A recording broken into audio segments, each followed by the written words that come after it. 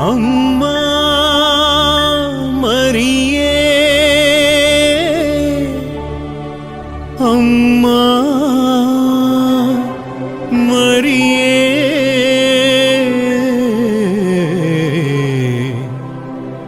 ನಮೋ ನಮೋ ತಾಯೇ ನಮ್ಮ ಹರಿಹರ ಮಾತೆ. ನಮಸ್ಕಾರ ವೀಕ್ಷಕರೇ, ಡಿವೈನ್ ವರ್ಡ್ ಟಿವಿಯ ಎಲ್ಲ ವೀಕ್ಷಕರಿಗೆ ಆತ್ಮೀಯವಾದ ಸ್ವಾಗತ ಸುಸ್ವಾಗತ.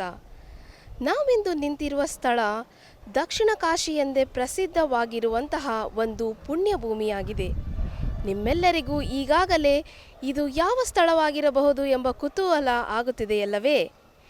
ಕರ್ನಾಟಕದ ಹೃದಯ ಭಾಗದಲ್ಲಿರುವಂತಹ ದಾವಣಗೆರೆ ಜಿಲ್ಲೆಯ ಹರಿಹರ ತಾಲೂಕಿನಲ್ಲಿ ನೆಲೆಸಿದೆ ಈ ನಮ್ಮ ಸುಂದರವಾದ ಭವ್ಯ ಹರಿಹರ ಆರೋಗ್ಯ ಮಾತೆಯ ಬಸಲಿಕಾ ಪುಣ್ಯಕ್ಷೇತ್ರ. ಈ ಮಹಾ ದೇವಾಲಯದ ಬಗ್ಗೆ ಹೆಚ್ಚಿನ ವಿವರಗಳನ್ನು ತಿಳಿಯಪಡಿಸಲಿದ್ದಾರೆ ಇಲ್ಲಿನ ಧರ್ಮ ಕೇಂದ್ರದ ರೆಕ್ಟರ್ ಆಗಿರುವಂತಹ ರೆವರೆಂಡ್ ಡಾಕ್ಟರ್ ಆಂಟನಿ ಪೀಟರ್ ರವರು. ನಮಸ್ತೆ ಫಾದರ್. ಮೊದಲನೇದಾಗಿ ಫಾದರ್, ಈ ಬಸಲಿಕಾ ದೇವಾಲಯದ ಸಮಗ್ರ ಇತಿಹಾಸದ ಬಗ್ಗೆ ನಮ್ಮ ಪ್ರೇಕ್ಷಕರಿಗೆ ತಿಳಿಸಿಕೊಡಿ. ಹರಿಹರದ ಆರೋಗ್ಯ ಮಾತೆಯ ಬಸಲಿಕದ ಒಂದು ವಿಶೇಷತೆಯ ಬಗ್ಗೆ ತಿಳಿಸ್ಕೊಳ್ಳೋದಕ್ಕೆ ಭಾಳ ಸಂತೋಷ ಅನಿಸುತ್ತೆ. ಯಾಕಂದರೆ ಇಡೀ ಕರ್ನಾಟಕ ರಾಜ್ಯದಲ್ಲಿ ಹರಿಹರ ನಗರ ಇರುವಂಥದ್ದು ಅದರ ಮಧ್ಯಭಾಗದಲ್ಲಿ. ಈ ಮಧ್ಯಭಾಗವನ್ನು ಯೇಸುವಿನ ತಾಯಿ ಮರಿಯಮ್ಮನವರು ತಮ್ಮ ದರ್ಶನವನ್ನು ನೀಡುವುದಕ್ಕಾಗಿ ಆರಿಸಿಕೊಂಡಿದ್ದಾರೆ. ಇಡೀ ಕರ್ನಾಟಕ ರಾಜ್ಯದಲ್ಲಿ ಆಕೆ ತನ್ನ ದರ್ಶನವನ್ನು ನೀಡಿರುವಂತಹ ಏಕೈಕ ಪುಣ್ಯತಾಣ ಹರಿಹರ ಅಂತ ಹೇಳೋದಕ್ಕೆ ಭಾಳ ಹೆಮ್ಮೆ ಆಗುತ್ತೆ. ಅದಕ್ಕಾಗಿಯೇ ಈ ಒಂದು ಪುಣ್ಯಕ್ಷೇತ್ರವನ್ನು, ಬಸಲಿಕಾ ಪುಣ್ಯಕ್ಷೇತ್ರವನ್ನು ಹುಡುಕಿಕೊಂಡು ಲಕ್ಷಾಂತರ ಜನ ಪ್ರತಿ ವರ್ಷ ಇಲ್ಲಿಗೆ ಬರ್ತಾರೆ. ಈ ಹರಿಹರದ ಆರೋಗ್ಯ ಮಾತೆಯ ಪುಣ್ಯಕ್ಷೇತ್ರ ನಾವು ಯೋಚನೆ ಮಾಡಿದ ಹಾಗೆ ಆರಂಭದಲ್ಲಿಯೇ ಅತಿ ದೊಡ್ಡ ಪುಣ್ಯಕ್ಷೇತ್ರವಾಗಿ ಬೆಳೆದಿರಲಿಲ್ಲ. ಇದು ಧರ್ಮಕೇಂದ್ರವಾಗಿದ್ದೇ 1970ರ ಕೊನೆಯ ಭಾಗದಲ್ಲಿ. ಅಲ್ಲಿಯವರೆಗೆ ಇದು ಒಂದು ಉಪ ಧರ್ಮಕೇಂದ್ರವಾಗಿತ್ತು. ಆದರೆ ಜನ ಇಲ್ಲಿಗೆ ಸಾವಿರ ಸಂಖ್ಯೆಯಲ್ಲಿ ಆಗಮಿಸಿ ಅದ್ಭುತ ಸ್ವರೂಪಕ್ಕೆ, ಅಂದರೆ ಹರಿಹರದ ಆರೋಗ್ಯ ಮಾತೆಯ ಅದ್ಭುತ ಸ್ವರೂಪಕ್ಕೆ ಗೌರವವನ್ನು ನೀಡಿಕೊಂಡು ಬಂದರು. ಅದಾದ ನಂತರದಲ್ಲಿ ನಮ್ಮ ಧರ್ಮಾಧ್ಯಕ್ಷರುಗಳು ಇದನ್ನು ಗುರುತಿಸಿ ಇದು ಬಹಳ ಮುಖ್ಯವಾದ ಪವಿತ್ರ ತಾಣ ಎನ್ನುವುದನ್ನು ಅರಿತುಕೊಂಡು ಇದಕ್ಕೆ ಇವತ್ತು ಈ ಸ್ಥಾನಮಾನ ಬರೋದಕ್ಕೆ ಸಾಧ್ಯಗೊಳಿಸಿಕೊಟ್ಟಿದ್ದಾರೆ. ಇದಕ್ಕಾಗಿ ದುಡಿದಿರುವಂಥ ಪ್ರತಿಯೊಬ್ಬರನ್ನು ನಾನು ಸ್ಮರಿಸಿಕೊಂಡು ಆ ದಯಾಮಯ ದೇವರಿಗೆ ವಂದನೆಯನ್ನು ಸಮರ್ಪಿಸ್ತೇವೆ. ಇವತ್ತು ನಾವು ಈ ಒಂದು ಪವಿತ್ರ ಸ್ಥಳದಲ್ಲಿ ಕುಳಿತುಕೊಂಡು ಮಾತನಾಡ್ತಾ ಇರಬೇಕಾದ್ರೆ ಹರಿಹರದ ಆರೋಗ್ಯ ಮಾತೆಯ ಅನುಗ್ರಹ ಮತ್ತು ಆಶೀರ್ವಾದ ನಿಮ್ಮೆಲ್ಲರ ಮೇಲೆ ಇರುವಂತೆ ಆಗಲಿ ಅಂತ ಹೇಳಿ ನಾನು ಕೂಡ ಪ್ರಾರ್ಥನೆಯನ್ನು ಮಾಡಿಕೊಳ್ತೇನೆ. ಬಸಲಿಕಾ ಆರಂಭವಾದ ಬಗ್ಗೆ ಹಾಗೂ ಬ್ರಾಹ್ಮಣನ ಸಮಾಧಿ ಇರುವಂತಹ ಇತಿಹಾಸದ ಬಗ್ಗೆ ನಮಗೆ ಕೆಲವೊಂದು ವಿವರಗಳನ್ನು ತಿಳಿಸಿಕೊಡ್ತೀರಾ ಫಾದರ್? ಈಗ ಈ ಒಂದು ಬಸಲಿಕಾ ಈಗಾಗಲೇ ನಾನು ನಿಮಗೆ ಹೇಳಿದಾಗೆ ಹಾಗೆ ಆಯಿತು ಅಂತ ಅಲ್ಲ. ಮುಖ್ಯವಾಗಿ ನೀವು ಹೇಳಿದರೆ ಈ ಒಂದು ಬ್ರಾಹ್ಮಣ ಆತನ ಮನೆ ಈ ಸ್ಥಳದಲ್ಲಿ ಅಲ್ಲ, ಈಗ ಇರುವಂಥ ಸ್ಥಳದಲ್ಲಿ ಅಲ್ಲ, ಮತ್ತೊಂದು ಜಾಗ ಇದೆ. ಆ ಒಂದು ಜಾಗ ಅವನ ಮನೆಯಾಗಿತ್ತು. ಅಂದರೆ ಇಲ್ಲಿ ಹರಿಹರದಲ್ಲಿ ಹರಿಹರೇಶ್ವರ ದೇವಸ್ಥಾನ ಇದೆ. ಆ ದೇವಸ್ಥಾನದ ಬೀದಿ ಅಂತ ಹೇಳಿದ್ರೆ ಟೆಂಪಲ್ ಸ್ಟ್ರೀಟ್ ಅಂತ ಕರಿತೀವಿ. ಆ ಒಂದು ಇದರಲ್ಲಿ ಆತನ ಮನೆ ಇತ್ತು ಅಂತ ಹೇಳಿ ಆ ಮನೆಯಲ್ಲಿಯೇ ಇವತ್ತು ನಾವು ಒಂದು ಭವ್ಯವಾದಂತಹ ಆಲಯವನ್ನು ನಿರ್ಮಾಣ ಮಾಡಿದ್ದೇವೆ. ಆ ಒಂದು ಆಲಯದ ಹೆಸರು ದರ್ಶನ ದೇಗುಲ ಅಂತ ಆಗಿದೆ. ದರ್ಶನ ದೇಗುಲ ಅನ್ನೋ ಹೆಸರು ಯಾಕೆ ಬಂತು ಅಂತ ಹೇಳಿದರೆ, ನಾವು ನೋಡ್ತೇವೆ ಅಪರಿಷನ್ ಚಾಪಲ್ ಎನ್ನುವಂಥದ್ದು ಆಂಗ್ಲ ಭಾಷೆಯಲ್ಲಿ ಹೇಳುವಂಥದ್ದು. ಅಂದರೆ ಯೇಸುವಿನ ತಾಯಿ ಮರಿಯಮ್ಮನವರು ಈ ಒಂದು ಸ್ಥಳದಲ್ಲಿ ಭಕ್ತ ಬ್ರಾಹ್ಮಣನಿಗೆ ದರ್ಶನವನ್ನು ಕೊಟ್ಟರು ಅಂಥೇಳಿ 1800ರ ಆಸುಪಾಸಿನಲ್ಲಿ ಈ ಒಂದು ದರ್ಶನ ಆಯಿತು. ಅದಾದ ನಂತರ ಆತ ಆ ಮನೆಯಲ್ಲಿ ವಾಸವಾಗಿದ್ದ. ಕೊನೆಗೆ ತನ್ನ ಮನೆಯನ್ನೇ ಆತ ದಾನವಾಗಿ ನೀಡಿದ ಎನ್ನುವಂಥದ್ದು ಇತಿಹಾಸದಲ್ಲಿ ನಮಗೆ ದೊರೆತಿರುವಂತಹ ಕುರುಹುಗಳಾಗಿದ್ದಾವೆ. ಇವತ್ತು ಕೂಡ ಆ ಒಂದು ಆಲಯದಲ್ಲಿ ಈ ಭಕ್ತ ಬ್ರಾಹ್ಮಣನ ಸಮಾಧಿ ಇದೆ. ಅದನ್ನು ಬರುವಂತಹ ಎಲ್ಲ ಯಾತ್ರಾರ್ಥಿಗಳು ಗಮನಿಸಬಹುದು. ಇವತ್ತು ಆ ಭವ್ಯ ದೇವಾಲಯದ ದರ್ಶನವನ್ನು ಕೂಡ ನಾವು ಮಾಡಬಹುದಾಗಿದೆ. ಫಾದರ್ ಅವರೇ, ಬ್ರಾಹ್ಮಣನ ಸಮಾಧಿಯು ನೀವು ಹೇಳಿರುವ ಪ್ರಕಾರ ಟೆಂಪಲ್ ಸ್ಟ್ರೀಟ್ನಲ್ಲಿ ಇತ್ತು ಎಂದು ತಿಳಿಯಪಡಿಸಿದ್ದೀರಿ. ಆ ಒಂದು ಸ್ಥಳದಿಂದ ಈ ಒಂದು PB ರಸ್ತೆಯಲ್ಲಿರುವಂತಹ ದೇವಾಲಯವನ್ನು ಹೇಗೆ ಅವರು ಪ್ರಾರಂಭ ಮಾಡಿದರು? ಕಾರಣವೇನು? ಈಗ ಆ ಒಂದು ಸ್ಥಳ ನೀವೇನಾದರೂ ಹೋಗಿ ನೋಡಿದ್ರೆ ಅದು ಅಷ್ಟೊಂದು ದೊಡ್ಡದಾಗಿಲ್ಲ. ಯಾಕಂದರೆ ಅದೊಂದು ಮನೆ ಆಗಿತ್ತಷ್ಟೇ. ಆ ಮನೆಯನ್ನು ಆತ ದಾನವಾಗಿ ನೀಡಿದ ಅಂತ ಹೇಳ್ತಾರೆ. ಬರ್ತಾ ಬರ್ತಾ ಏನಾಯಿತು, ಈ ಒಂದು ದೇವಾಲಯಕ್ಕೆ ಬರುವಂತಹ ಭಕ್ತಾದಿಗಳ ಸಂಖ್ಯೆ ಹೆಚ್ಚಾಗ್ತಾ ಬಂತು. ಹೆಚ್ಚಾಗ್ತಾ ಬಂದಾಗ ಆ ಸ್ಥಳದಲ್ಲಿ ಜನರು ಸೇರೋದಕ್ಕೆ ಆಗ್ತಾ ಇರಲಿಲ್ಲ. ಬಲಿಪೂಜೆಯನ್ನು ಸಮರ್ಪಿಸುವುದಕ್ಕೆ ಕಷ್ಟವಾಗ್ತಾ ಇತ್ತು. ಅಂತಹ ಸಂದರ್ಭದಲ್ಲಿ ಈ ಒಂದು ಸ್ಥಳದ ಅವಶ್ಯಕತೆ ಬಿತ್ತು. ಅದಕ್ಕಾಗಿ ಫಾದರ್ ಲಾಜರ್ ಡಿಸೋಜಾ ಇವರು ಏನಿದ್ದಾರೆ, ಅವರು ಏನು ಮಾಡಿದರು, ಒಂದು ಸ್ಥಳವನ್ನು ಹುಡುಕಾಡ್ತಾ ಇದ್ದರು. ಆ ಸ್ಥಳ ಎಲ್ಲಿರಬೇಕು ಅಂತ ಒಂದು ಯೋಜನೆಯನ್ನು ರೂಪಿಸಿದಂಥ ವ್ಯಕ್ತಿ ಅವರು. ಅದಕ್ಕಾಗಿ ಅವರು ಅಕ್ಕಪಕ್ಕದಲ್ಲಿ ಎಲ್ಲ ಕಡೆ ಸ್ಥಳವನ್ನು ಹುಡುಕಿ ಕೊನೆಗೆ ಈ ಸ್ಥಳ ನೀವು ನೋಡ್ತೀರಾ ಹರಿಹರದ ಮಧ್ಯಭಾಗದಲ್ಲಿದೆ, ಇಲ್ಲಿದೆ. ಅದಕ್ಕೆ ಮತ್ತೊಂದು ಉದಾಹರಣೆ ಏನು ಅಂತ ಹೇಳಿದರೆ, ಈ ದೇವಾಲಯದ ಮುಂಭಾಗದಲ್ಲಿಯೇ ಸ್ವಲ್ಪ ದೂರದಲ್ಲಿ ಒಂದು 200-300 ಮೀಟರ್ ದೂರದಲ್ಲಿ ರೈಲ್ವೆ ಸ್ಟೇಷನ್ ಇದೆ, ಬಸ್ ಸ್ಟ್ಯಾಂಡ್ ಇದೆ, ಪ್ರತಿಯೊಂದು ಇದೆ. ಇಂಥ ಒಂದು ಮೂಲಭೂತ ಸೌಕರ್ಯವನ್ನು ಹೊಂದಿರುವಂಥ ಒಂದು ತಾಣವನ್ನು ಹುಡುಕಾಡಿ ಈ ಸ್ಥಳವನ್ನು ಅವರು ಆರಿಸ್ಕೊಳ್ತಾರೆ. ಮೂಲ ಸ್ಥಾನವನ್ನು ಹಾಗೇ ಉಳಿಸಿಕೊಂಡು ಆ ಸ್ಥಳ ಹಾಗೇ ಇರಲಿ ಅಂತ ಹೇಳಿ ಇಲ್ಲಿ ಒಂದು ಭವ್ಯವಾದಂಥ ಆಲಯವನ್ನು ನಿರ್ಮಾಣ ಮಾಡಿದರು. ಮುಖ್ಯವಾದ ಕಾರಣ ಏನು ಅಂತ ಹೇಳಿದರೆ, ಅಲ್ಲಿ ಜನರಿಗೆ ಸ್ಥಳಾವಕಾಶ ಸಾಕಾಗಲಿಲ್ಲ. ಆ ಸ್ಥಳಾವಕಾಶ ಸಾಕಾಗದೇ ಇದ್ದುದರಿಂದ ಬರುವಂಥ ಯಾತ್ರಾರ್ಥಿಗಳಿಗೆ ಅನುಕೂಲವಾಗಲಿ ಹಾಗೂ ಇನ್ನೂ ಹೆಚ್ಚಿನ ಸಂಖ್ಯೆಯಲ್ಲಿ ಜನರು ಬಂದು ಹರಿಹರದ ಆರೋಗ್ಯ ಮಾತೆಯ ಕೃಪೆಗೆ ಪಾತ್ರರಾಗಲಿ ಅಂತ ಹೇಳಿ ಈ ಸ್ಥಳವನ್ನು ಆರಿಸಿಕೊಂಡು ಈ ಸ್ಥಳಕ್ಕೆ ಅವರು ಸ್ವರೂಪವನ್ನು ತೆಗೆದುಕೊಂಡು ಇಟ್ಟರು ಅಂತ ಹೇಳಿ ನಮಗೆ ಗೊತ್ತಿರುವಂತಹ ಮಾಹಿತಿ ತಿಳಿಯಪಡಿಸಿ. ಹರಿಹರ ಮಾತೆ ಅನ್ನೋ ಹೆಸರಿಂದ ಯಾಕೆ ಮೇರಿ ಮಾತೆಯನ್ನು ಇಲ್ಲಿ ಕರೀತಾರೆ? ಯಾಕಂದರೆ ನಮಗೆ ಗೊತ್ತಿರುವ ಪ್ರಕಾರ ಮೇರಿ ಮಾತೆಯನ್ನು ಯೇಸುವಿನ ತಾಯಿ, ಆರೋಗ್ಯ ಮಾತೆ ಎಂದೆಲ್ಲ ಹೆಸರಿನಿಂದ ಕರೀತಾರೆ. ಆದರೆ ಇಲ್ಲಿಯ ಅದ್ಭುತ ಸ್ವರೂಪಕ್ಕೆ ಯಾಕೆ ಮೇರಿ ಮಾತೆ ಎಂಬ ಹೆಸರು ಬಂತು? ಹರಿಹರ ಮಾತೆ ಅನೇಕರು ಪ್ರಶ್ನೆಯನ್ನು ಕೇಳ್ತಾರೆ. ಯಾಕೆ ನೀವು ಹರಿಹರ ಮಾತೆ ಅಂತ ಕರಿತೀರಾ, ಮೇರಿ ಮಾತೆ ಅಂತ ಹೇಳ್ಬೋದಲ್ಲ, ಅಥವಾ ಯೇಸುವಿನ ತಾಯಿ ಮರಿಯಾ ಅಂತ ಕರಿಬೋದಲ್ಲ, ಯಾಕೆ ಹರಿಹರ ಮಾತೆ ಅಂತ ಕರಿತಾ ಇದ್ದೀರಾ ಅಂತೇಳಿ. ಹರಿಹರ ಅನ್ನೋದು ಊರಲ್ವೇ ಅಂತೇಳಿ ಈ ಪ್ರಶ್ನೆಯನ್ನು ಅನೇಕರು ಕೇಳಿದ್ದಾರೆ. ಕೆಲವೊಂದು ಸಾರಿ ಕೆಲವರು ತಿಳ್ಕೊಳ್ತಾರೆ ಯಾತಕ್ಕಾಗಿ ಈ ರೀತಿ ಹೆಸರನ್ನು ಕೊಟ್ಟಿದ್ದಾರೆ ಅಂಥೇಳಿ. ಅದು ನಮ್ಮ ಕಥೋಲಿಕ ಸಂಪ್ರದಾಯದಲ್ಲಿ ಸಾಮಾನ್ಯವಾಗಿ ಯೇಸುವಿನ ತಾಯಿ ದರ್ಶನ ಕೊಟ್ಟಂತಹ ಸ್ಥಳಗಳು ಏನಿದ್ದಾವೆ, ಆ ದರ್ಶನ ಕೊಟ್ಟಂತಹ ಸ್ಥಳಕ್ಕೆ ಸಂಬಂಧಪಟ್ಟ ಹಾಗೆ ಆ ತಾಯಿಗೆ ಕೂಡ ಹೆಸರನ್ನು ಕೊಡಲಾಗಿದೆ. ಉದಾಹರಣೆಗೆ ಫ್ರಾನ್ಸ್ ದೇಶದಲ್ಲಿ ಇರುವಂತಹ ಲೂರ್ದ್ ನಗರದಲ್ಲಿ ಯೇಸುವಿನ ತಾಯಿ ಮರಿಯಮ್ಮನವರು ದರ್ಶನವನ್ನು ಸಂತ ಬರ್ನಡೆಟ್ ಇವರಿಗೆ ನೀಡಿದರು. ಆ ಸಂದರ್ಭದಲ್ಲಿ ಆಕೆಯನ್ನು ಲೂರ್ದ್ ಮಾತೆ ಎಂದು ಕರೆಯಲಾಯಿತು. ಅದೇ ರೀತಿಯಲ್ಲಿ ಫಾತಿಮಾ ನಗರದಲ್ಲಿ ಆಕೆಯ ದರ್ಶನ ಸಂತ ಲುಚಿಯಾ ಮತ್ತು ಇತರರಿಗೆ ಆದಾಗ ಆಕೆಯನ್ನು ಫಾತಿಮಾ ಮಾತೆ ಎಂದು ಕರೆಯಲಾಯಿತು. ಅಲ್ಲೆಲ್ಲ ಯಾಕೆ ಹೋಗೋದು ನಾವು?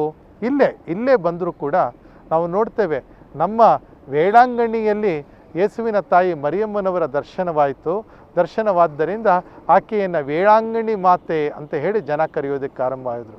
ನಾನು ಈಗಾಗಲೇ ನಿಮಗೆ ತಿಳಿಯಪಡಿಸಿದ ಹಾಗೆ ಇಡೀ ಕರ್ನಾಟಕ ರಾಜ್ಯದಲ್ಲಿ ಯೇಸುವಿನ ತಾಯಿ ಮರಿಯಮ್ಮನವರ ದರ್ಶನವನ್ನು ಪಡೆದುಕೊಂಡಂಥ ಪವಿತ್ರ ಸ್ಥಳ ಹರಿಹರವಾಗಿದ್ದರಿಂದ ಈಕೆಯನ್ನು ನಾವು ಇಲ್ಲಿ ಹರಿಹರ ಮಾತೆ ಅಂತ ಸಂಬೋಧಿಸ್ತೇವೆ ಅಂತ ನಾನು ನಿಮಗೆ ತಿಳಿಯಪಡಿಸೋದಕ್ಕೆ ಇಷ್ಟಪಡ್ತೇನೆ. ಈ ಭವ್ಯವಾದಂತಹ ಸುಂದರವಾದಂಥ ದೇವಾಲಯವನ್ನು ನಿರ್ಮಿಸಿದವರು ಯಾರು ಎಂದು ಈ ಸಂದರ್ಭದಲ್ಲಿ ಹೇಳ್ತೀರಾ? ಸ್ಥಳ ಹರಿಹರವೇ. ಇದು ಬೆಂಗಳೂರು ಮಹಾಧರ್ಮ ಕ್ಷೇತ್ರಕ್ಕೆ ಸೇರಿತ್ತು. ಬೆಂಗಳೂರು ಮಹಾಧರ್ಮ ಕ್ಷೇತ್ರಕ್ಕೆ ಸೇರಿದಾಗ ಬೆಂಗಳೂರು ಮಹಾಧರ್ಮ ಕ್ಷೇತ್ರದ ಕೊನೆಯ ಧರ್ಮ ಕೇಂದ್ರ ಹರಿಹರ ಆಗಿತ್ತು. ನೋಡಿ ಹೇಗಿದೆ.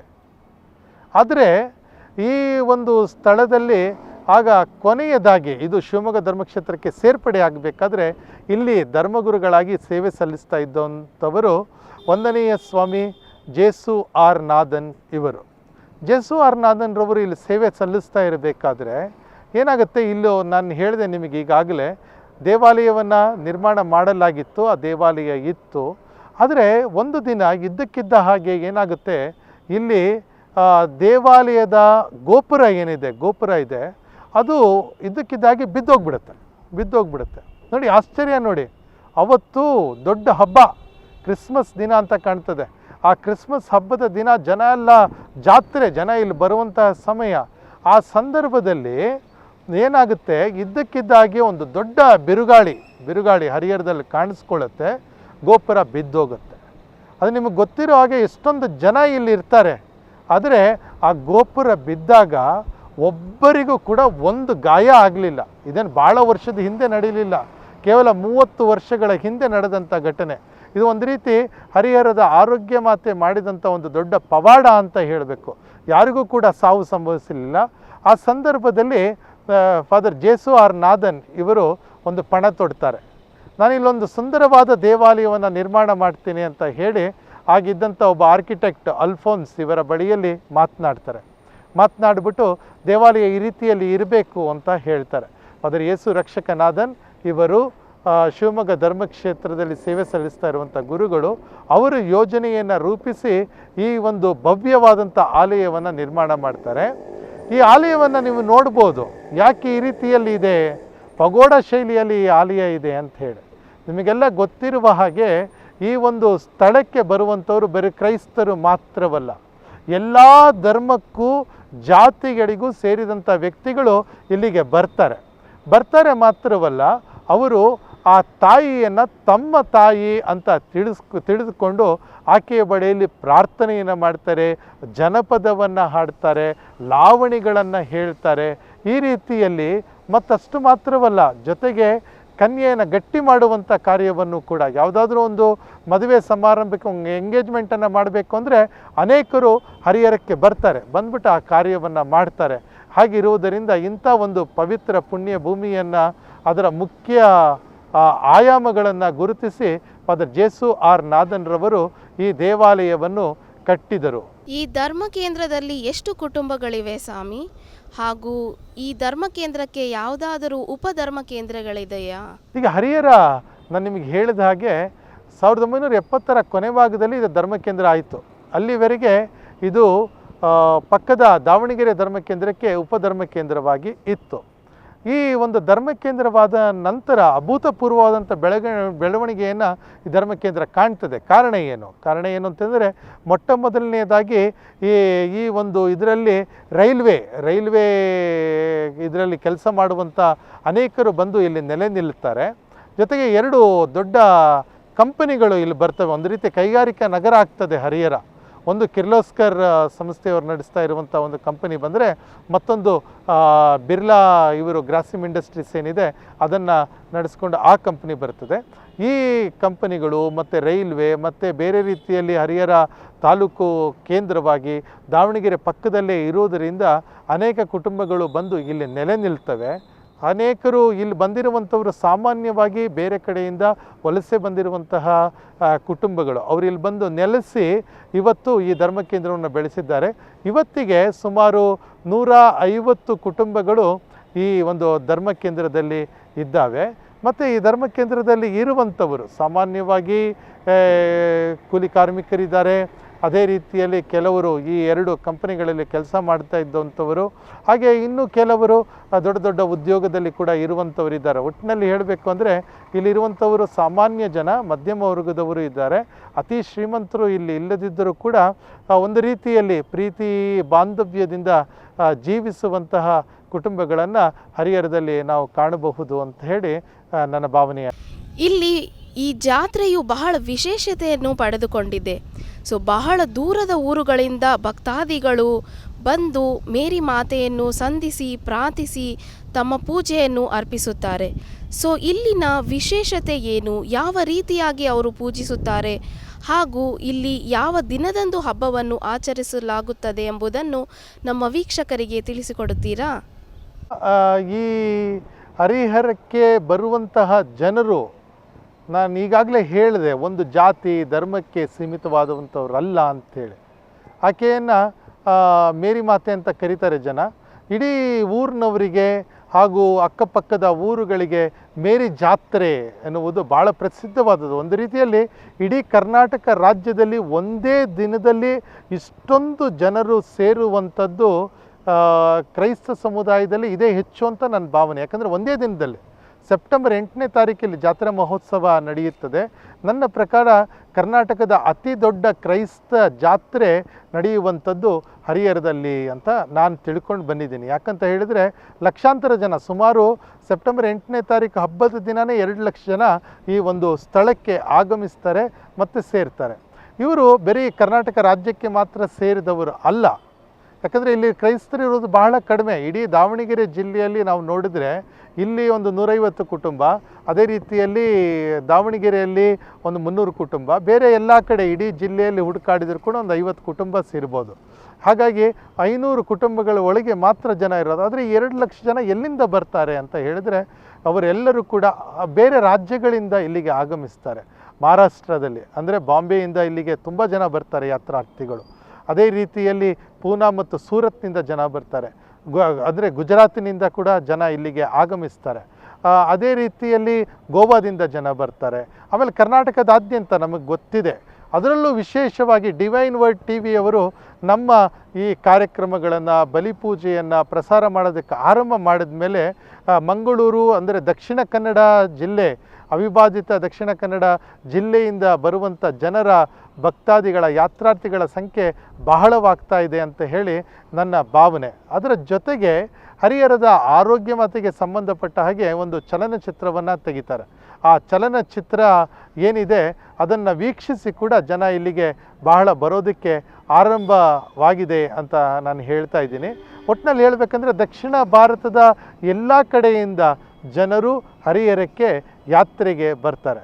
ಈಗ ಯಾತ್ರೆಗೆ ಬರುವಂಥ ಜನರಿಗೆ ನಾವು ಸುಮ್ಮನೆ ಹಾಗೆ ಬಂದು ಹೋಗ್ರಿ ಅಂತ ಹೇಳೋದಕ್ಕಾಗಲ್ಲ.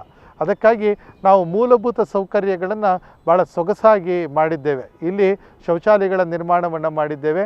ಅದೇ ರೀತಿಯಲ್ಲಿ ಉಳ್ಕೊಳ್ಳೋದಕ್ಕೆ ಜನರಿಗೆ ಕೋಣೆಗಳಿದ್ದಾವೆ. ಸುಮಾರು 20 ಸುಸಜ್ಜಿತ ಕೋಣೆಗಳನ್ನು ನಾವು ನಿರ್ಮಾಣ ಮಾಡಿದ್ದೇವೆ. ಹಾಗೆ ಭವ್ಯವಾದ ದೇವಾಲಯ ಇದೆ. ಆಮೇಲೆ ಆಡಿಯೋ ವಿಜುವಲ್ ಹಾಲ್ ಇದೆ. ಜನ ಬಂದ್ಬಿಟ್ಟು ಅಲ್ಲಿ ಚಲನಚಿತ್ರವನ್ನು ನೋಡಬಹುದು. ಹರಿಹರದ ಆರೋಗ್ಯ ಮತ್ತು ಭಕ್ತಿ ಕಾರ್ಯಗಳ ಬಗ್ಗೆ ವಿವರಣೆಯನ್ನು ಪಡೆದುಕೊಳ್ಳಬಹುದು.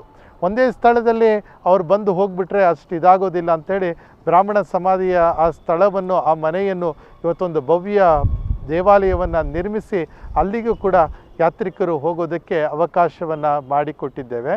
ಆಮೇಲೆ ಹರಿಹರ ನಾನು ನಿಮಗೆ ಹೇಳಿದಾಗೆ ಕರ್ನಾಟಕದ ಮಧ್ಯಭಾಗದಲ್ಲಿ ಇರೋದರಿಂದ ಇಲ್ಲಿ ಬರುವಂತಹ ಜನರಿಗೆ ವಸತಿ ಸೌಕರ್ಯ ಭಾಳ ಚೆನ್ನಾಗಿದೆ. ಆಶ್ಚರ್ಯ ಆಗುತ್ತೆ ಕೆಲವು ಟೈಮು.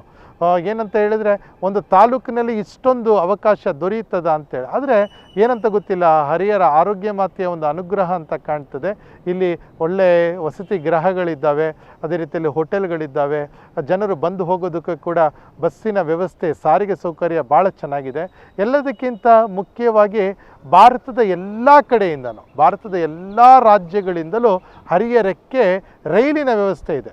ಯಾವ ಊರಿಗೂ ಇದು ಇದೆಯೇನೋ ಗೊತ್ತಿಲ್ಲ, ಬೇರೆ ಯಾವ ಪುಣ್ಯಕ್ಷೇತ್ರಕ್ಕೆ ಇಲ್ಲದಂಥ ಭಾಗ್ಯ ಹರಿಹರಕ್ಕಿದೆ. ಯಾಕಂತ ಹೇಳಿದರೆ ದೆಹಲಿಯಿಂದ ಆರಂಭಿಸಿ ಈ ತಮಿಳುನಾಡಿನ ಕೊನೆ ಟುಟಿಕೋರಿನ್ವರೆಗೆ ಎಲ್ಲ ಭಾಗಕ್ಕೂ ಕೂಡ ರೈಲ್ವೆ ವ್ಯವಸ್ಥೆ ಇರೋದರಿಂದ ಜನರು ಕೂಡ ಇಲ್ಲಿಗೆ ಬರ್ತಾರೆ.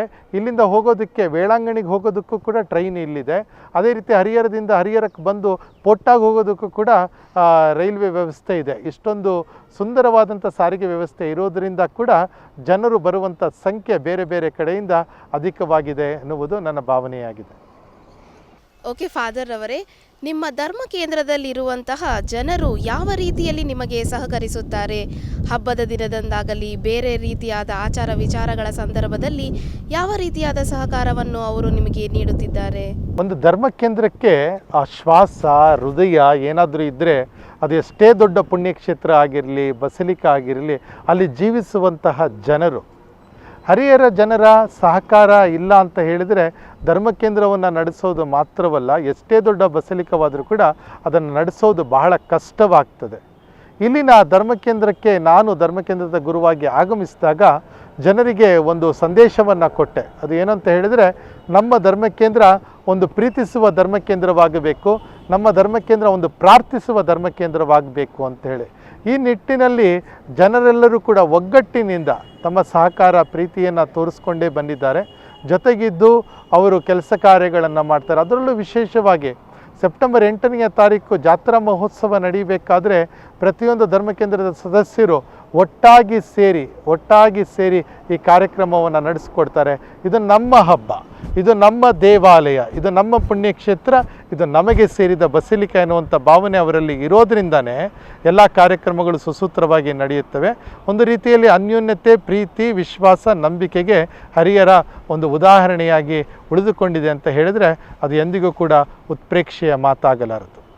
ಧರ್ಮ ಕೇಂದ್ರದಲ್ಲಿ ಎಷ್ಟು ಧಾರ್ಮಿಕ ಸಭೆಗಳಿವೆ ಹಾಗೂ ಅದು ಯಾವ ರೀತಿಯಲ್ಲಿ ಕಾರ್ಯಗಳನ್ನು ನಡೆಸುತ್ತಿದೆ ಎಂಬ ವಿವರವನ್ನು ನಮ್ಮ ಪ್ರೇಕ್ಷಕರಿಗೆ ತಿಳಿಯಪಡಿಸುತ್ತೀರಾ? ನಮ್ಮ ಅದೃಷ್ಟ ಅಂತ ಕಾಣ್ತದೆ. ಹರಿಹರ ಒಂದು ಚಿಕ್ಕ ಧರ್ಮ ಕೇಂದ್ರವಾಗಿದ್ದರೂ ಕೂಡ ಈ ಧರ್ಮ ಕೇಂದ್ರದ ವ್ಯಾಪ್ತಿಯಲ್ಲಿ ಅನೇಕ ಧಾರ್ಮಿಕ ಸಂಸ್ಥೆಗಳಿದ್ದಾವೆ. ಮೊಟ್ಟ ಮೊದಲನೆಯದಾಗಿ ಜೆಸ್ವಿಟ್ ಇದಕ್ಕೆ ಸೇರಿದಂತಹ, ಯೇಸು ಸಭೆಗೆ ಸೇರಿದಂತಹ ಸಂತ ಅಲೋಷಿಯಸ್ ಕಾಲೇಜ್ ಇದೆ.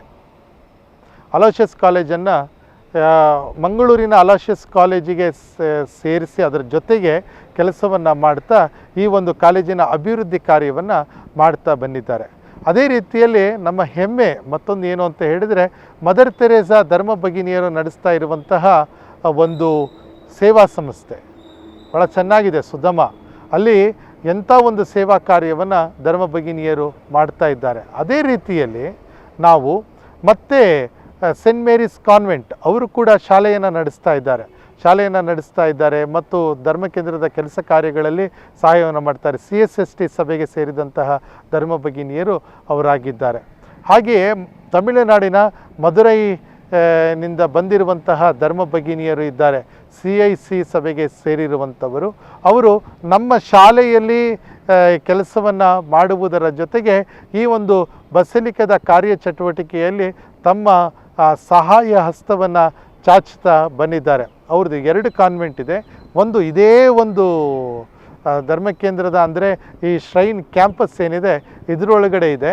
ಅದೇ ರೀತಿಯಲ್ಲಿ ಮತ್ತೊಂದು ಕಾನ್ವೆಂಟ್ ಅಮಲ್ಗಮ್ ಅಂತ ಹೇಳಿ, ಆ ಅಮಲ್ಗಮ್ ಕಾನ್ವೆಂಟಿನಲ್ಲಿ ಅವರು ಒಂದು ಆಸ್ಪತ್ರೆಯನ್ನು ನಡೆಸ್ತಾ ಇದ್ದಾರೆ. ಹೀಗೆ ಒಟ್ಟಾಗಿ 4 ಧರ್ಮ ಭಗಿನಿಯರಿಗೆ ಸೇರಿರುವಂಥ ಕಾನ್ವೆಂಟ್ಗಳು ಹಾಗೂ ಯೇಸು ಸಭೆಗೆ ಸೇರಿರುವಂತಹ ಒಂದು ಕಾಲೇಜು ಕೂಡ ಇಲ್ಲಿ ಇದೆ ಅಂತ ಹೇಳೋದಕ್ಕೆ ನನಗೆ ಬಹಳ ಸಂತೋಷವಾಗ್ತದೆ. ಈ ನಿಮ್ಮ ಹರಿಹರ ಧರ್ಮ ಕೇಂದ್ರದಲ್ಲಿ ಈ ಇತಿಹಾಸದಲ್ಲಿಯೇ ಮರೆಯಲಾಗದ ದಿನವೆಂದರೆ ನೀವು ಯಾವುದನ್ನು ಹೇಳ್ತೀರಾ ಫಾದರ್? ಅದರ ಬಗ್ಗೆ ನಿಮ್ಮ ಅನಿಸಿಕೆ ಏನು ಅಂತ ಹೇಳ್ತೀರಾ? ಎಲ್ಲದಕ್ಕಿಂತ ಮುಖ್ಯವಾಗಿ ಪ್ರತಿಯೊಂದು ಬಾರಿಯೂ ಕೂಡ ಹರಿಹರದ ಒಂದು ಬೆಳವಣಿಗೆಯನ್ನು ನಾವು ನೋಡಿದಾಗ ಪ್ರತಿಯೊಬ್ಬ ಧರ್ಮಗುರುವು ಒಂದಲ್ಲ ಒಂದು ರೀತಿಯಲ್ಲಿ ಇಲ್ಲಿ ಕೆಲಸ ಕಾರ್ಯವನ್ನು ಬಹಳ ಅಚ್ಚುಮೆಚ್ಚಾಗಿ ಮಾಡಿದ್ದಾರೆ. ಅದಕ್ಕಾಗಿಯೇ ಇವತ್ತು ಈ ಸ್ಥಾನಮಾನ. ನನ್ನ ಪ್ರಕಾರ ಇಡೀ ಇತಿಹಾಸದಲ್ಲಿ ಒಂದು ನಾವು ನೆನಪಿಸಿಕೊಳ್ಳಬಹುದಾದಂತಹ ಇತ್ತೀಚಿನ ಘಟನೆ ಅಂತ ಯಾವುದು ಅಂತ ಹೇಳಿದರೆ, ಜನವರಿ 15ನೇ ತಾರೀಕು ನಡೆದಂತಹ ಈ ಪುಣ್ಯಕ್ಷೇತ್ರವನ್ನು ಬಸಲಿಕವಾಗಿ ಘೋಷಿಸುವಂತಹ ಘೋಷಣಾ ಕಾರ್ಯಕ್ರಮ ಅದು ಎಷ್ಟೊಂದು ಸುಂದರವಾಗಿ ನಡೀತು ಅಂತ ಹೇಳಿದ್ರೆ, ಸಹಸ್ರಾರು ಜನರ ಸಮ್ಮುಖದಲ್ಲಿ ನಮ್ಮ ಕರ್ನಾಟಕ ರಾಜ್ಯದ ಘನವೆತ್ತ ಮುಖ್ಯಮಂತ್ರಿಗಳಾದ ಶ್ರೀಯುತ BS ಯಡಿಯೂರಪ್ಪನವರು ಈ ಕಾರ್ಯಕ್ರಮಕ್ಕೆ ಆಗಮಿಸಿದರು.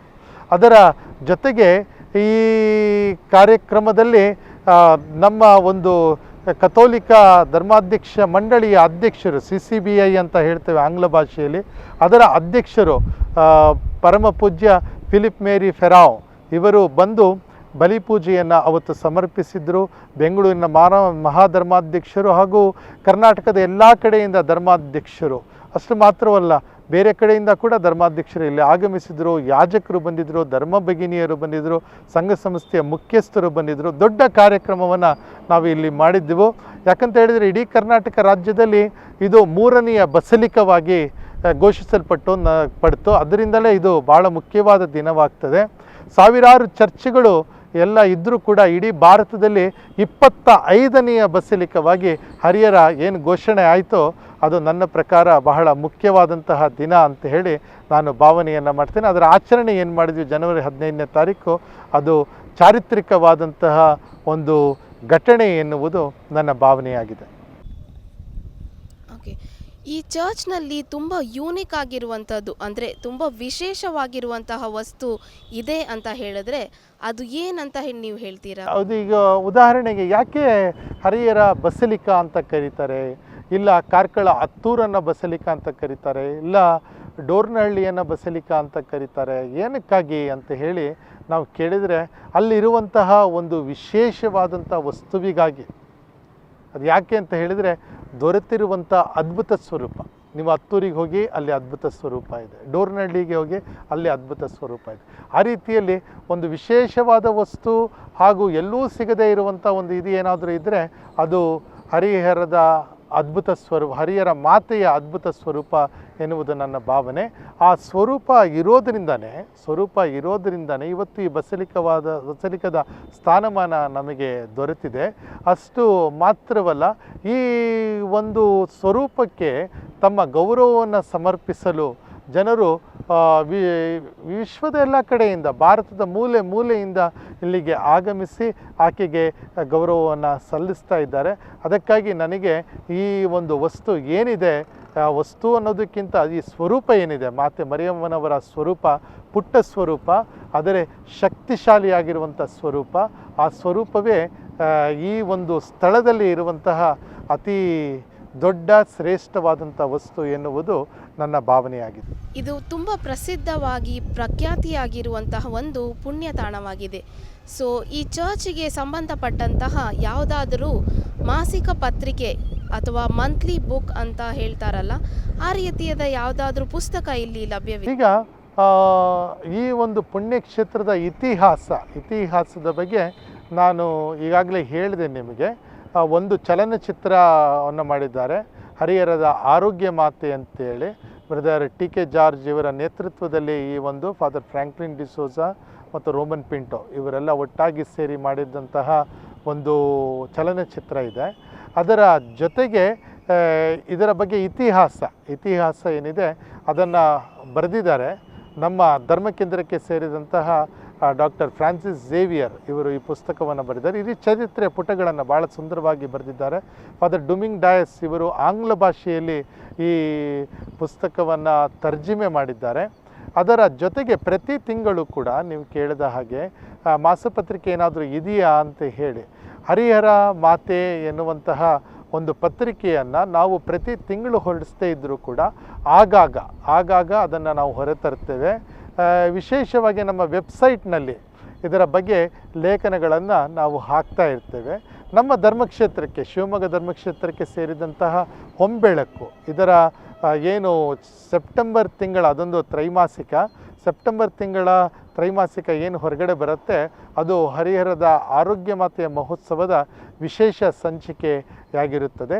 ಹಾಗೂ ಬಸಲಿಕವಾಗಿ ಈ ಒಂದು ಪುಣ್ಯಕ್ಷೇತ್ರ ಘೋಷಿಸಲ್ಪಟ್ಟಾಗ ನಾವು ಒಂದು ವಿಶೇಷವಾದಂಥ ಪತ್ರಿಕೆಯನ್ನು ಹೊರತಂದಿದ್ವಿ ಅಂತ ಹೇಳೋದಕ್ಕೆ, ನೆನಪಿಸಿಕೊಳ್ಳುವುದಕ್ಕೆ ನಾನು ಇಲ್ಲಿ ಇಷ್ಟಪಡ್ತೇನೆ. ಹರಿಹರ ಧರ್ಮ ಕೇಂದ್ರವು ಪ್ರಾರಂಭವಾಗಿ ಸಾಕಷ್ಟು ವರ್ಷಗಳು ಕಳೆದಿವೆ. ಸೊ ಇಲ್ಲಿಯವರೆಗೂ ಸೇವೆ ಸಲ್ಲಿಸಿದಂತಹ ಗುರುಗಳ ವಿವರಗಳನ್ನು ನಮಗೆ ತಿಳಿಸಿಕೊಡ್ತೀರಾ? ಯಾಕಂದರೆ ನಾವು ಯಾವಾಗಲೂ ಕೂಡ ಯಾಜಕರನ್ನು ಮರಿಬಾರ್ದು. ಅವರು ಒಂದು ಧರ್ಮ ಕೇಂದ್ರವನ್ನು ಕಟ್ಟುವಂತಹ ವ್ಯಕ್ತಿಗಳಾಗಿದ್ದಾರೆ. ನಾನು ಈಗಾಗಲೇ ಹೇಳಿದೆ, ಧರ್ಮಕೇಂದ್ರದ ಗುರುಗಳಾಗಿ ಇಲ್ಲಿ ಸೇವೆ ಸಲ್ಲಿಸ್ತಾ ಇಲ್ಲದೇ ಇದ್ದರೂ ಕೂಡ ಫಾದರ್ ಲಾಜರ್ ಡಿಸೋಜಾ ಅವರು ಈ ಸ್ಥಳವನ್ನು ತೆಗೆದುಕೊಂಡರು, ಆಲಯವನ್ನು ನಿರ್ಮಾಣ ಮಾಡಿದರು. ಅದಾದ ನಂತರ ಟೆರೆನ್ಸ್ ಫ್ರಾನ್ಸ್ ಎನ್ನುವಂತಹ ಗುರುಗಳು ಇಲ್ಲಿ ಮೊದಲ ಬಾರಿಗೆ ಧರ್ಮಕೇಂದ್ರದ ಗುರುಗಳಾಗಿ ನೇಮಕಗೊಳ್ತಾರೆ. ಅದಕ್ಕಿಂತ ಮುಂಚೆ ಫಾದರ್ ಸೌರಿಮುತ್ತು ಎನ್ನುವಂಥವರು ಕೂಡ ಅಲ್ಪಕಾಲದ ಸೇವೆಯನ್ನು ಸಲ್ಲಿಸಿದರು ಅಂತ ಹೇಳಲಾಗ್ತದೆ. ಆದರೆ ಫಾದರ್ ಟೆರೆನ್ಸ್ ಫ್ರಾನ್ಸ್ ಅವರು ಪೂರ್ಣ ಪ್ರಮಾಣದಲ್ಲಿ ಧರ್ಮಕೇಂದ್ರದ ಗುರುವಾಗಿ ಇಲ್ಲಿ ನೇಮಕಗೊಳ್ತಾರೆ. ಈಗಾಗಲೇ ನಾನು ತಿಳಿಯಪಡಿಸಿದ ಹಾಗೆ ಇದು ಬೆಂಗಳೂರು ಧರ್ಮಕ್ಷೇತ್ರಕ್ಕೆ ಮಹಾಧರ್ಮಕ್ಷೇತ್ರಕ್ಕೆ ಆಗ ಸೇರಿದಂಥ ಧರ್ಮಕೇಂದ್ರವಾಗಿತ್ತು. ಅದಾದ ನಂತರ ಫಾದರ್ ರಾಜ್ಕುಮಾರ್ ಎನ್ನುವಂಥವರು ಇಲ್ಲಿ ಸೇವಾ ಕಾರ್ಯವನ್ನು ಮಾಡ್ತಾರೆ. ಅವರು ಕೂಡ ಬಹಳ ಅಮೋಘವಾದಂಥ ಸೇವೆಯನ್ನು ಸಲ್ಲಿಸಿದಂಥ ವ್ಯಕ್ತಿಯಾಗಿದ್ದಾರೆ. ಇವತ್ತು ಮರಿಯ ನಿವಾಸ ಶಾಲೆ ಏನಿದೆ, ಈ ಶಾಲೆ ಆರಂಭವಾಗಿದ್ದು ಅವರ ಸಂದರ್ಭದಲ್ಲಿಯೇ ಆಗಿದೆ.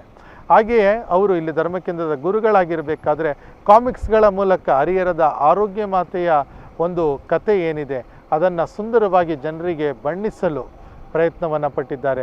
ಚಿತ್ರಪಟಗಳನ್ನು ಬಿಡಿಸಿ ಅದನ್ನು ಒಂದು ಮ್ಯೂಸಿಯಂ ರೀತಿಯಲ್ಲಿ ಇಟ್ಟಿದ್ದಾರೆ. ಅವರ ನಂತರ ಇಲ್ಲಿ ಬಂದು ಸೇವೆ ಸಲ್ಲಿಸಿದಂಥವರು ಫಾದರ್ ಜೇಸು ಆರ್ನಾದನ್. ಇವರು ಇಲ್ಲಿ ದೇವಾಲಯವನ್ನು ನಿರ್ಮಾಣ ಮಾಡಿದರು, ಧರ್ಮಕೇಂದ್ರದ ಗುರುಗಳ ನಿವಾಸವನ್ನು ನಿರ್ಮಾಣ ಮಾಡಿದರು, ಅದೇ ರೀತಿ ಸ್ಥಳವನ್ನು ಖರೀದಿಸಿದರು, ಶೈನ್ ಕಾನ್ವೆಂಟ್ ಮತ್ತು ಶಾಲೆಯ ಮುಂದಿನ ಅಂತಸ್ತನ್ನು ಕಟ್ಟಿದರು. ಹೀಗೆ ಅಭಿವೃದ್ಧಿಯ ಹರಿಕಾರನಾಗಿ ಕೆಲಸವನ್ನು ಮಾಡಿದರು. ಅವರಾದ ನಂತರ ಅತಿವಂದನೆಯ SR ಪೀಟರ್ ಇವರು ಇಲ್ಲಿಗೆ ಧರ್ಮಕೇಂದ್ರದ ಗುರುವಾಗಿ ಆಗಮಿಸಿ ಅವರು ಇಲ್ಲಿ ಏನಿದೆ ಕಲ್ಯಾಣ ಮಂಟಪ ಮರಿಯ ಸದನ ಅದರ ನಿರ್ಮಾಣದ ಮುಕ್ಕಾಲು ಭಾಗದ ಕೆಲಸವನ್ನು ಮಾಡಿ ಹೋದರು. ಅದೇ ರೀತಿಯಲ್ಲಿ ಇಲ್ಲಿ ಭಕ್ತಿ ಕಾರ್ಯವನ್ನು ಬೆಳೆಯೋದಕ್ಕೆ ಕೂಡ ತಮ್ಮದೇ ಆದ ರೀತಿಯಲ್ಲಿ ಕೆಲಸ ಕಾರ್ಯವನ್ನು ಮಾಡಿದರು. ಆನಂತರದಲ್ಲಿ ಫಾದರ್ ಮಾರ್ಕ್ ಪ್ಯಾಟ್ರಿಕ್ ಡಿಸಿಲ್ವಾ ಅವರು ಆಗಮಿಸಿ ಮರಿಯ ಸದನದ ಕೊನೆಯ ಹಂತದ ಕೆಲಸವನ್ನು ಮುಕ್ತಾಯ ಮಾಡಿದರು. ಆಮೇಲೆ ಫಾದರ್ ಫೆಲಿಕ್ಸ್ ಜೋಸೆಫ್ ನರೋನಾ ಈಗ ಶಿವಮೊಗ್ಗ ಧರ್ಮಕ್ಷೇತ್ರದ ಗುರುಶ್ರೇಷ್ಠರಾಗಿ ಸೇವೆ ಸಲ್ಲಿಸ್ತಾ ಇರುವಂಥವರು, ಅವರು ಬಂದು ಸೇವಾ ಕಾರ್ಯವನ್ನು ನೀಡಿದರು.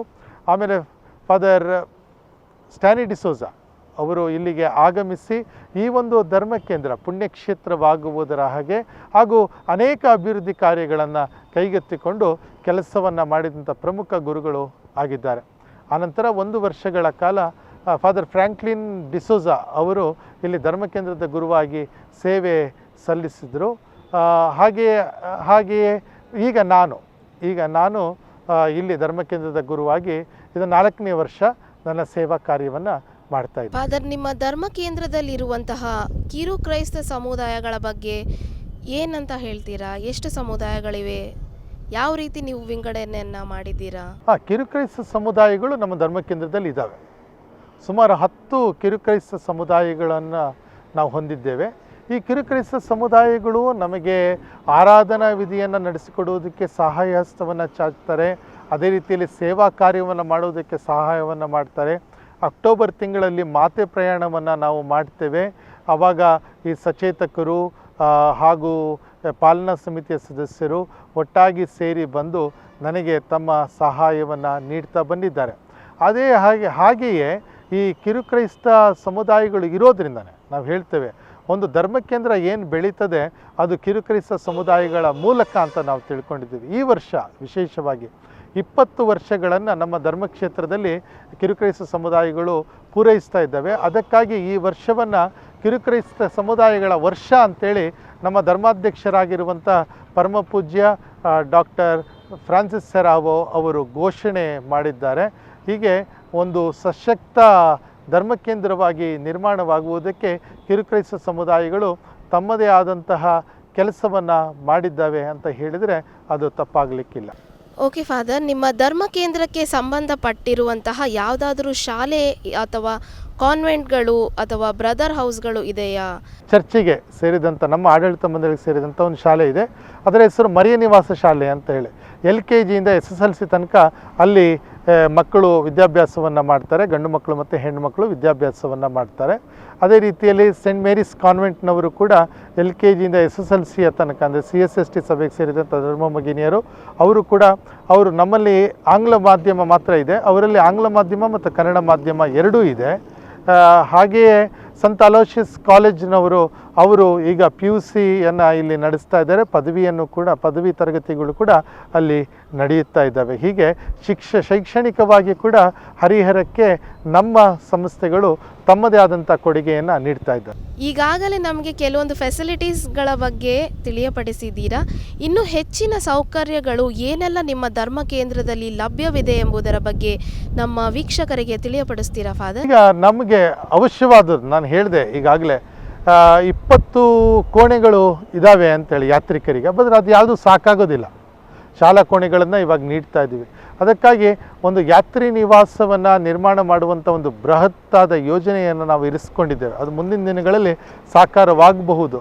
ಕೋವಿಡ್-19 ಈ ಕಾಯಿಲೆ ಇದ್ದಿದ್ದರಿಂದ ಆ ಯೋಜನೆಯನ್ನು ನಾವು ಆರಂಭಿಸೋದಕ್ಕೆ ಆಗಲಿಲ್ಲ. ಯಾಕಂತ ಹೇಳಿದರೆ ಎಲ್ಲ ಕಡೆ ಲಾಕ್ಡೌನ್ ಇತ್ತು. ಈ ಸಂದರ್ಭದಲ್ಲಿ ಈ ರೀತಿಯ ಒಂದು ಕಾರ್ಯವನ್ನು ಮಾಡಬೇಕು ಎನ್ನುವಂಥ ಆಶಯವನ್ನು ನಾನು ಕೂಡ ಇರಿಸಿಕೊಂಡಿದ್ದೇನೆ. ಯಾತ್ರಿ ನಿವಾಸದ ಅವಶ್ಯಕತೆ ಇದೆ. ಅದನ್ನು ಮಾಡುವಂತಹ ಯೋಜನೆ ಕೂಡ ನಮ್ಮ ಕಣ್ಮುಂದೆ ಈಗ ಸದ್ಯಕ್ಕಿದೆ. ಹರಿಹರ ಪುಣ್ಯಕ್ಷೇತ್ರವು ಬಸಲಿಕಾ ಪುಣ್ಯಕ್ಷೇತ್ರವಾಗಿದೆ. ಸೊ ಬಸಲಿಕಾ ಪುಣ್ಯಕ್ಷೇತ್ರವಾದ ನಂತರ ಯಾವ ಬದಲಾವಣೆಗಳನ್ನು ನೀವು ಇಲ್ಲಿ ನೋಡುತ್ತಿದ್ದೀರಾ ಹಾಗೂ ಇಲ್ಲಿನ ಮುಂದಿನ ಯೋಜನೆಗಳು ಯಾವುದೆಲ್ಲ ಇದೆ? ಈಗ ಇದೊಂದು ಬಸಲಿಕವಾದ ನಂತರ ನಾನು ಹೇಳಿದೆ, ಕರ್ನಾಟಕದಲ್ಲಿ ಕೇವಲ ಇವತ್ತು 4 ಚರ್ಚ್ಗಳಿಗೆ ಮಾತ್ರ ಬಸಲಿಕ ಸ್ಥಾನಮಾನ ಇದೆ. ಹಾಗಾಗಿ ಜನ ಏನು ಮಾಡ್ತಾರೆ ಅಂದರೆ, ಮೊದಲು ಪುಣ್ಯಕ್ಷೇತ್ರಕ್ಕೆ ಜನ ಬರ್ತಾಯಿದ್ರು ಅಗಾಧವಾಗಿ. ಈಗ ಏನು ಮಾಡ್ತಾರೆ, ಸಾಮಾನ್ಯವಾಗಿ ಅವರು ಒಂದು ಪ್ರಯಾಣವನ್ನು ತೆಗೆದುಕೊಳ್ತಾರೆ. ಎಲ್ಲಿಂದ? ಬೆಂಗಳೂರಿಂದ ಹೊರಡುವಂಥವರು ಶಿವಾಜಿನಗರ ಸಂತ ಮರಿಯಮ್ಮನವರ ಬಸಲಿಕಕ್ಕೆ ಹೋಗ್ತಾರೆ. ಅಲ್ಲಿಂದ ಆದ ನಂತರ ಅವರು 2ನೆಯ ಮಹಾದೇವಾಲಯ ಡೋರ್ನಹಳ್ಳಿಗೆ ಹೋಗ್ತಾರೆ. ಡೋರ್ನಹಳ್ಳಿಗೆ ಹೋಗಿ ಅಲ್ಲಿ ಸಂತ ಅಂತೋನಿಯವರ ದರ್ಶನವನ್ನು ಪಡೆದುಕೊಂಡು ಹರಿಹರಕ್ಕೆ ಬಂದು ಹರಿಹರದಲ್ಲಿ ಆರೋಗ್ಯ ಮಾತೆಯ ದರ್ಶನವನ್ನು ಪಡೆದು ಕಾರ್ಕಳ ಹತ್ತೂರಿಗೆ ಹೋಗಿ ಸಂತ ಲಾರೆನ್ಸ್ ಅವರ ದರ್ಶನವನ್ನು ಪಡೆದುತ್ತಾರೆ. ಹೀಗೆ 4 ಕೋನಗಳಲ್ಲಿ 4 ಒಂದು ಬಸಲಿಕಗಳು ಇರುವಂಥದ್ದು ಬಹಳ ಮುಖ್ಯವಾಗ್ತದೆ. ಹಾಗಾಗಿ ಹರಿಹರ ಬಸಲಿಕವಾದ ನಂತರ ಬರುವಂಥ ಯಾತ್ರಾರ್ಥಿಗಳ ಸಂಖ್ಯೆ ಜಾಸ್ತಿ ಆಗ್ತಾ ಇದೆ.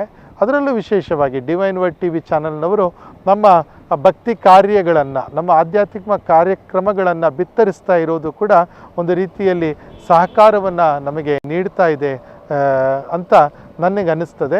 ಈಗ ಬರ್ತಾ ಇರುವಂಥ ಯಾತ್ರಾರ್ಥಿಗಳ ಸಂಖ್ಯೆ ಜಾಸ್ತಿ ಆಗ್ತಾ ಇದೆ. ಕೋವಿಡ್-19 ಈ ಒಂದು ಕಾಯಿಲೆ ಇರುವುದರಿಂದ ಏನಾಗಿದೆ ಅಂತ ಹೇಳಿದರೆ, ಈಗ ಜನರು ಬರುವಂಥ ಪ್ರಮಾಣ ಕಡಿಮೆ ಇರಬಹುದು. ಆದರೆ ಜನ ಟೆಲಿಫೋನ್ನ ಮೂಲಕ ಪ್ರಾರ್ಥನೆಯನ್ನು ಕೇಳಿಕೊಳ್ಳುವಂಥದ್ದು, ಅದೇ ರೀತಿಯಲ್ಲಿ ಸಹಾಯಹಸ್ತವನ್ನು ಚಾಚುವಂಥದ್ದು, ಇದೆಲ್ಲ ಈಗ ಬಹಳ ಆಗಿದೆ ಅಂತ ಹೇಳಿ ನನ್ನ ಭಾವನೆ. ಈವರೆಗೂ ಬಹಳ ಸುಂದರವಾಗಿ ಈ ಧರ್ಮ ಕೇಂದ್ರದ ವಿಶೇಷತೆಗಳನ್ನು, ಈ ಧರ್ಮ ಕೇಂದ್ರವು ಬಸಲಿಕಾ ಪುಣ್ಯಕ್ಷೇತ್ರವಾದ ಮಾಹಿತಿಗಳನ್ನು ತಿಳಿಯಪಡಿಸಿದ್ದೀರಾ. ಕೊನೆಯದಾಗಿ ನಮ್ಮ ಡಿವೈನ್ ವರ್ಡ್ ಪ್ರೇಕ್ಷಕರಿಗೆ ನೀವು ಏನು ಸಂದೇಶವನ್ನು ನೀಡಲು ಬಯಸುತ್ತೀರಾ? ಡಿವೈನ್ ವರ್ಡ್ TV ಚಾನಲ್ ಒಂದು ರೀತಿಯಲ್ಲಿ ದೇವರ ವರದಾನ ಅಂತ ಹೇಳಬೇಕು. ಅದರಲ್ಲೂ ವಿಶೇಷವಾಗಿ ಲಾಕ್ಡೌನ್ ಸಂದರ್ಭದಲ್ಲಿ ನಾವು ನೋಡಿದ್ವಿ. ಯಾಕಂದರೆ ಹರಿಹರದ ಆರೋಗ್ಯ ಮಾತೆಯ ಹಬ್ಬ ಜಾತ್ರಾ ಮಹೋತ್ಸವ ನಡಿಬೇಕಾದ್ರೆ ಡಿವೈನ್ ವರ್ಡ್ TV ಚಾನಲ್ನವರು ಇಲ್ಲಿ ಬಂದು ಇಲ್ಲಿಂದ ನೇರ ಪ್ರಸಾರವನ್ನು ಮಾಡ್ತಾಯಿದ್ರು ಹಬ್ಬದ ಕಾರ್ಯಕ್ರಮಗಳನ್ನು. ಲಾಕ್ಡೌನ್ ಆದ ನಂತರ ಪ್ರತಿ ಭಾನುವಾರ ಇಲ್ಲಿಂದ ಬಲಿಪೂಜೆಯನ್ನು ಹಾಗೂ ಈ ವೀಕ್ಷಕರಿಗಾಗಿ ಪವಿತ್ರ ಪರಮಪ್ರಸಾದದ ಆರಾಧನೆಯನ್ನು ನಡೆಸಿಕೊಡಲು ನಮಗೆ ಅವಕಾಶವನ್ನು ಮಾಡಿಕೊಟ್ಟಿದ್ದಾರೆ. ನೀವು ನಿಮ್ಮ ಮನೆಗಳಲ್ಲಿಯೇ ಕುಳಿತುಕೊಂಡು ಹರಿಹರದಲ್ಲಿ ನಡೆಯುವಂತಹ ನವೇನ ಪ್ರಾರ್ಥನೆ ಇರಬಹುದು, ಪರಮಪ್ರಸಾದದ ಆರಾಧನೆ ಇರಬಹುದು, ಬಲಿಪೂಜೆ ಇರಬಹುದು, ಇವೆಲ್ಲವನ್ನು ಕೂಡ ವೀಕ್ಷಿಸಲು ಈ ಒಂದು ಚಾನಲ್ನವರು ಅವಕಾಶ ಮಾಡಿಕೊಟ್ಟಿದ್ದಾರೆ. ಅದಕ್ಕಾಗಿ ನಾನು ಅವರಿಗೆ ಅಭಿನಂದನೆಗಳನ್ನು ಸಮರ್ಪಿಸ್ತಾ ಇದ್ದೇನೆ. ಹಾಗೂ ಮುಂದಿನ ದಿನಗಳಲ್ಲಿ ಅವರಿಗೆ ಇನ್ನೂ ಹೆಚ್ಚಿನ ಯಶಸ್ಸನ್ನು ಆ ಪರಮಾತ್ಮ ಕರುಣಿಸಲಿ ಅಂತ ಹೇಳಿ ನಾನು ಪ್ರಾರ್ಥನೆಯನ್ನು ಮಾಡಿಕೊಳ್ತೇನೆ. ನೀವು ಡಿವೈನ್ ವರ್ಡ್ TVಯ ಮೂಲಕ ಈ ಕಾರ್ಯಕ್ರಮಗಳನ್ನು ವೀಕ್ಷಿಸ್ತೀರಾ. ಈ ಸಂದರ್ಭದಲ್ಲಿ ನಾನು ಹೇಳೋದಕ್ಕೆ ಬಯಸೋದೇನು ಅಂತ ಹೇಳಿದರೆ, ಇಲ್ಲಿ ನಡೆಯುವಂಥ ಎಲ್ಲ ಕಾರ್ಯಕ್ರಮಗಳು ಏನಿದೆ, ಇದರಲ್ಲಿ ಬಿತ್ತರವಾಗುವಂಥ ಕಾರ್ಯಕ್ರಮಗಳು it is a program of quality ಅಂತ ಹೇಳಿ ಭಾಳ ಉತ್ಕೃಷ್ಟ ಮಟ್ಟದಲ್ಲಿ ಅವರು ಪ್ರಸಾರವನ್ನು ಮಾಡ್ತಾ ಇದ್ದಾರೆ. ನೋಡೋದಕ್ಕೆ ಅದು ಆ ರೀತಿಯಲ್ಲಿ ಏನೋ ಬಂದಿದ್ದೆಲ್ಲ ಹಾಕೋಣ ಆ ಭಾವನೆ ಇಲ್ಲ. ಆದಷ್ಟು ಈ ಸಿಬ್ಬಂದಿ ವರ್ಗದವರು ನಮ್ಮ ಹತ್ರ ದೂರವಾಣಿ ಕರೆಯನ್ನು ಮಾಡಿ, ಫಾದರ್ ಈ ರೀತಿಯ ಕಾರ್ಯಕ್ರಮ ಬರಬೇಕು, ಈ ರೀತಿಯಲ್ಲಿ ಆಗಬೇಕು ಅಂಥೇಳಿ ಜನರು ಕೂಡ ಅದಕ್ಕೆ ಸ್ಪಂದನೆಯನ್ನು ಮಾಡ್ತಾರೆ. ದೂರವಾಣಿಯ ಮೂಲಕ ಅಭಿನಂದನೆಗಳನ್ನು ಸಲ್ಲಿಸ್ತಾರೆ. ಹಾಗೂ ಅನೇಕ ಬಾರಿ ಅವರು ಈ ಒಂದು ಕಾರ್ಯಕ್ರಮಗಳನ್ನು ವೀಕ್ಷಿಸಿ ಮೆಚ್ಚುಗೆಯನ್ನು ಸೂಚಿಸ್ತಾ ಇದ್ದಾರೆ. ಹಾಗಾಗಿ ಡಿವೈನ್ ವರ್ಡ್ TV ಒಂದು ರೀತಿಯಲ್ಲಿ ದೇವರ ಅನುಗ್ರಹ ಮತ್ತು ಆಶೀರ್ವಾದವನ್ನು ನಿಮ್ಮ ಮನೆಗಳನ್ನು ತಲುಪಿಸುವುದಕ್ಕೆ ಕಾರಣೀಭೂತವಾಗಿದೆ ಅಂತ ಹೇಳಿ ನಾನು ಭಾವಿಸ್ತಾ ಇದ್ದೇನೆ. ಸಮಗ್ರ ವೀಕ್ಷಕರಿಗೂ ಕೂಡ ನಾನು ಶುಭಾಶಯವನ್ನು ಕೋರ್ತಾ ಇದ್ದೇನೆ.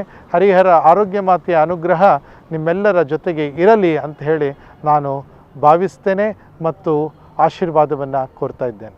ನೋಡಿದ್ರಲ್ಲ ವೀಕ್ಷಕರೇ, ನಮ್ಮ ಹರಿಹರ ಆರೋಗ್ಯ ಮಾತೆಯ ಬಸಲಿಕಾ ಪುಣ್ಯಕ್ಷೇತ್ರವು ಎಷ್ಟೊಂದು ವೈಶಿಷ್ಟ್ಯತೆಗಳನ್ನು ಹೊಂದಿವೆ ಎಂದು. ಇದೇ ರೀತಿಯಾಗಿ ನಮ್ಮ ಎಲ್ಲ ಕ್ರೈಸ್ತ ದೇವಾಲಯಗಳ ಬಗ್ಗೆ ಹೆಚ್ಚಿನ ಮಾಹಿತಿಯನ್ನು ಪಡೆದುಕೊಳ್ಳಲು ತಪ್ಪದೆ ವೀಕ್ಷಿಸಿ ಡಿವೈನ್ ವರ್ಡ್ ಚಾನೆಲ್ ಹಾಗೂ ನಮ್ಮ ಯೂಟ್ಯೂಬನ್ನು ಸಬ್ಸ್ಕ್ರೈಬ್ ಮಾಡಲು ಮರೆಯದಿರಿ. ಧನ್ಯವಾದಗಳು. ದೇವರು ನಿಮ್ಮನ್ನು ಆಶೀರ್ವದಿಸಲಿ.